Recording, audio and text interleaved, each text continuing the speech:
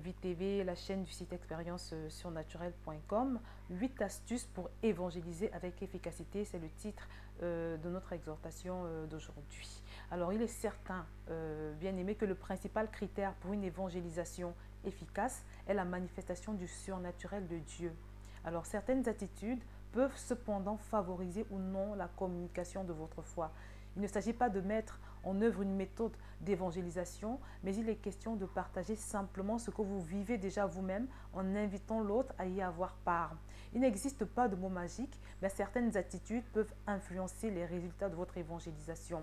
Alors la première chose, bien entendu, c'est de commencer par prier pour obtenir l'aide du Saint-Esprit et pour pouvoir manifester le surnaturel de Dieu. Alors, avant de vous lancer, demandez exactement ce que vous voulez dans la prière, réclamez l'assistance du Saint-Esprit. Et Jésus s'était adressé à ses disciples dans Luc chapitre 24 au verset 29 en ces termes. « Et voici, j'enverrai sur vous ce que mon Père a promis, mais vous, restez dans la ville jusqu'à ce que vous soyez revêtus de la puissance d'en haut. » Les disciples de Jésus ont dû attendre d'être revêtus de puissance avant d'aller prêcher. Rechercher la présence et la puissance de Dieu vous sera donc très utile pour votre évangélisation. Ceci vous permettra de renouveler ou d'augmenter la puissance du reflet de Dieu sur vous. Alors la deuxième chose, c'est s'assimiler à ceux que vous évangélisez au moment où vous le faites. Alors quand vous évangélisez, commencez par gagner l'amitié, la faveur de la personne à qui vous vous adressez. Et en fonction donc de la personne que vous avez en face de vous, adaptez votre langage ainsi que votre approche, tout comme l'apôtre Paul dans 1 Corinthiens chapitre 9 entre le verset 19 et le verset 22. Je lis la parole de Dieu. En effet, bien que libre vis-à-vis de tous, je me suis fait l'esclave de tous afin de gagner le plus grand nombre.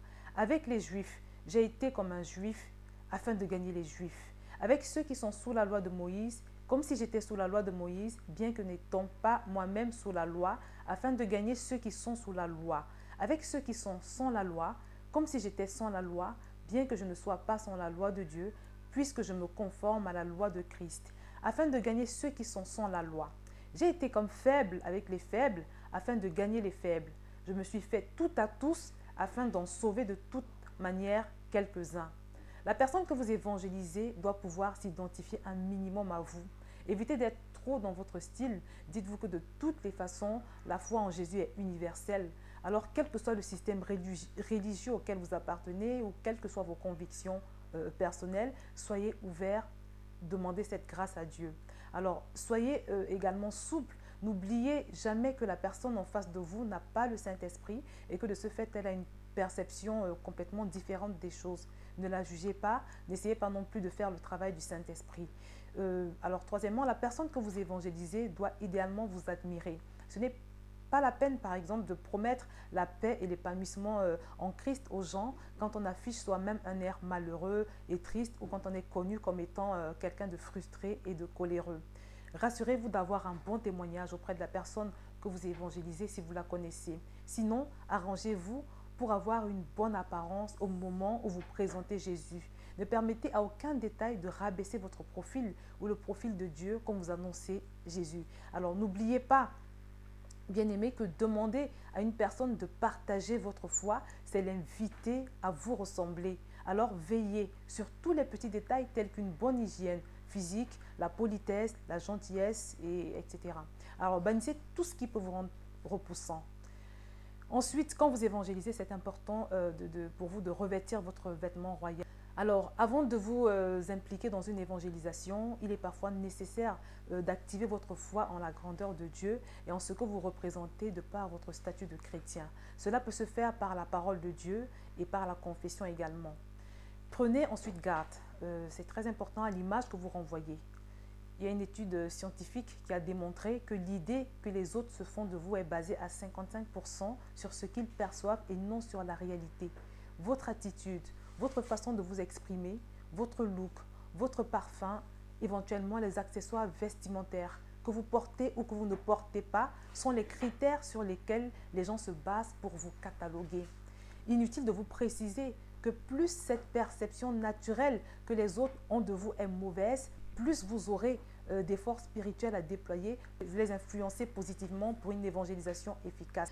Alors, un autre point pour une évangélisation efficace, c'est l'importance pour vous de témoigner de l'amour de Dieu, d'annoncer la bonne nouvelle, tout en évitant de presser les gens de se convertir.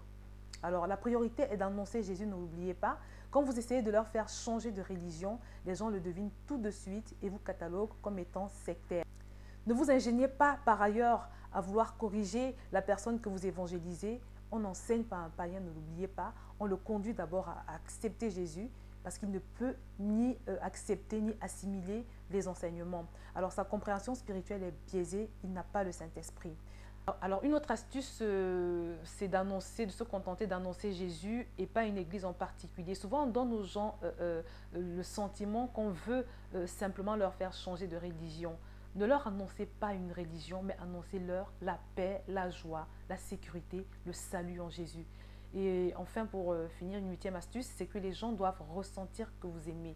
Donc, les personnes à qui vous adressez quand vous voulez leur parler de Jésus, ces personnes doivent ressentir votre compassion à leur égard. Elles doivent ressentir que vous vous préoccupez véritablement de leur sort. Et c'est pour ça qu'il est important de cultiver une sincère compassion des âmes dans votre vie de tous les jours. Sinon, quelque chose sonnera faux dans votre discours à chaque fois que vous allez évangéliser.